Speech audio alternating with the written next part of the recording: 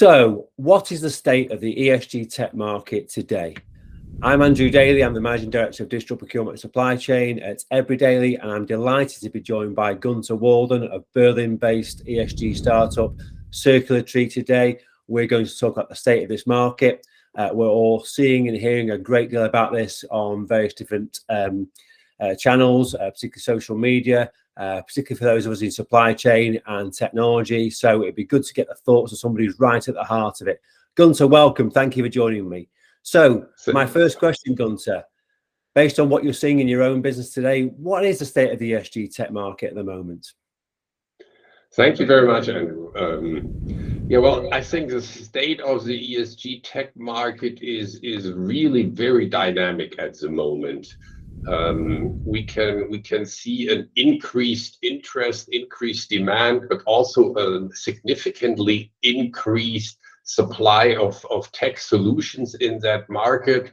So overall, I would describe that market as very dynamically. It seems that over the last, I would say, about 5 years, companies have really increased their interest significantly, and that has really vitalized that market.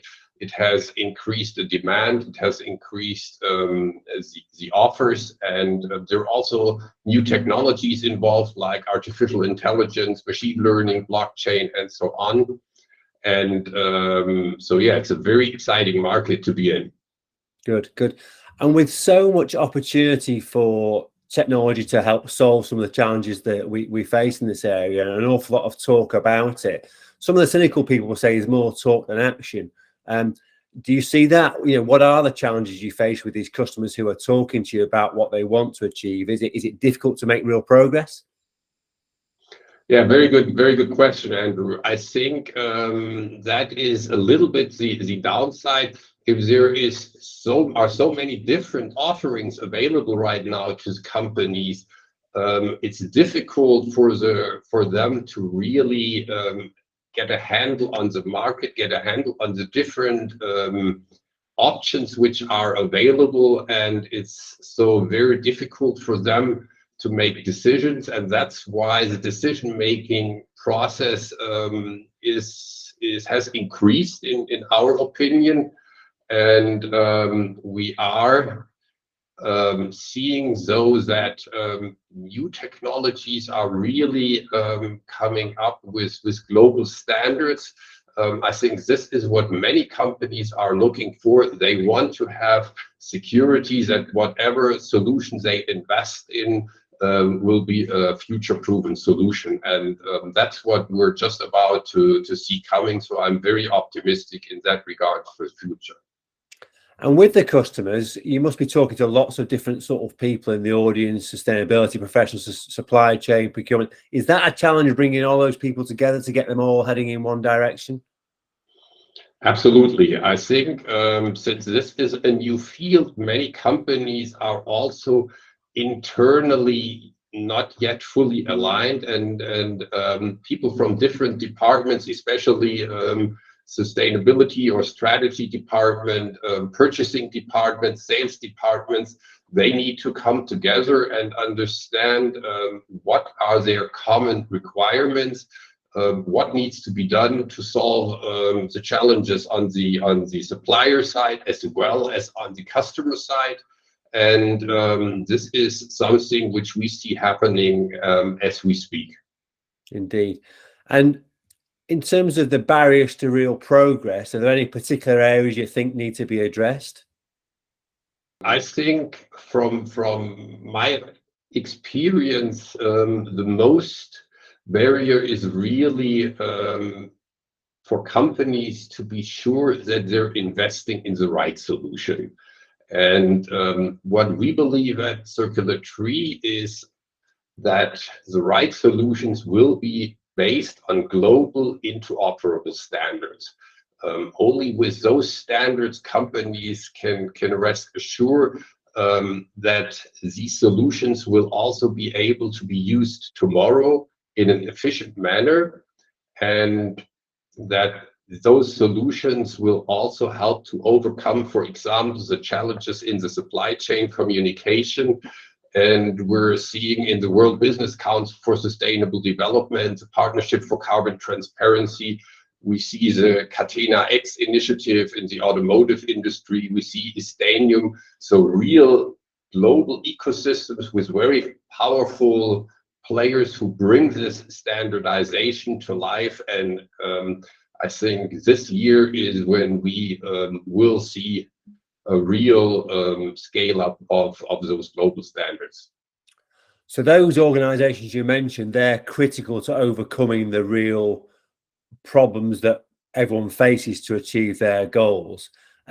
What part do you think maybe tech firms or some of the customers can play in that? Is it supporting those organizations? Is it having a voice at the table in those discussions? Yeah, I think the good thing about those organizations is that they bring all stakeholders together. So they bring the supply chain actors, they bring the solution providers, they bring NGOs, they bring global organizations like the EU or United Nations climate organizations. So they are very comprehensive, and that's why it's probably taken a little bit longer than we initially expected. But on the other side, the good thing is we now have a broad consensus of stakeholders, and that will make it in the end much more successful.